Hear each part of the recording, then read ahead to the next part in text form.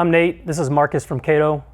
We teach various classes through the organization. We use the battle board to demonstrate various things with our students. Marcus is going to talk about a vehicle barricade scenario and draw it out on the board as we would instruct our class to do. So in this particular case, we have a pursuit of a wanted felony suspect, and he has stopped his vehicle right here on the side of the road, and he's refused to exit the vehicle. So patrol has responded, and as a supervisor, the supervisor responds, and we kind of want to have a coordinated response. So we have lots of people coming, but we want to make sure that we prioritize and sequence our response for the safest for our public and for the officers. So in this case, we have our vehicle. As the supervisor on scene, I'm going to make sure that the first thing I do is contain it so that people don't come into the scene and make it more complicated, and also that my suspect can't flee. So the first few officers arrive before me and here's their vehicles. Say I just put them roughly where I want them. So I'm down the street, I'm trying to coordinate everybody coming in, make my notifications, make sure that we're checking all our boxes. So for me, I know my patrol officers are already there. I just need to get them the resources they need. One of the problems we have in this particular incident is there's a school and it's in session. So I'm gonna immediately identify if he flees on foot, how I don't want him to go this direction.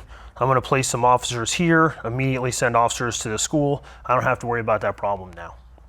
After that, we're gonna set up additional officers for containment with roadblocks here,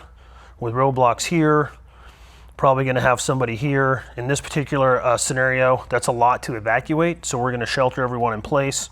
And at some point, depending upon how extended this is, we're gonna park vehicles in front of, behind the suspect, and then I can even switch colors here and designate where I have my my less lethal, my contact team. And then at some point we might even have SWAT come in with a Barricade and pinch the suspect in so they can only exit when they cooperate this way. So basically the point of the using the board is it's very versatile. I can slide in a map, I can use a tablet, I can just freehand what you see my sketch is here.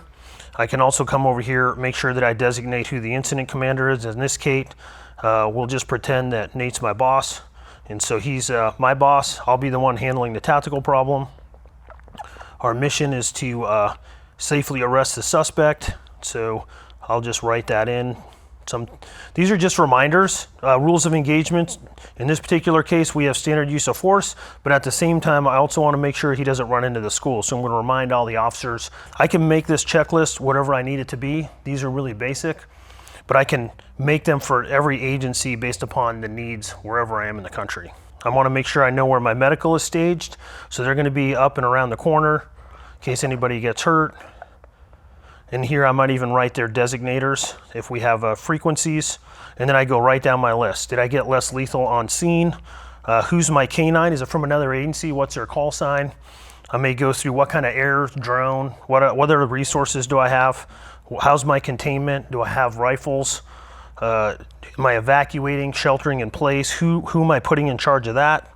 Reminding myself what the suspect's want is so that if my boss shows up, he can immediately look at this board, see where I'm at in my progression, make sure that I'm not missing anything. He can make the proper notifications.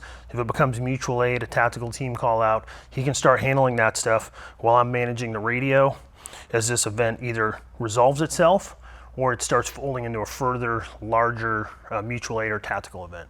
And eventually, as I show up as Marcus's boss, I'm able to look over his shoulder without interrupting him, take a look at exactly what he's doing, and also ensure that everything has been done. Once that transition of power occurs and maybe I take over the incident as the incident commander, I already have a foundation that's set for me and I can easily take that over and continue to move forward. One of the challenges we have is that generally speaking, consistently across the West Coast and throughout the country, the supervisors that run this incident does not usually write a report. And so we want to remember what our decisions were, the progressions that we went through. So sometimes it's a body-worn camera, but we really like the fact that we can take a picture of this, or you can use their tear-offs, and you can actually tear this right off and save it and document what your response was at that time, because you may not have to defend yourself in court or civilly for 2 to 3 years.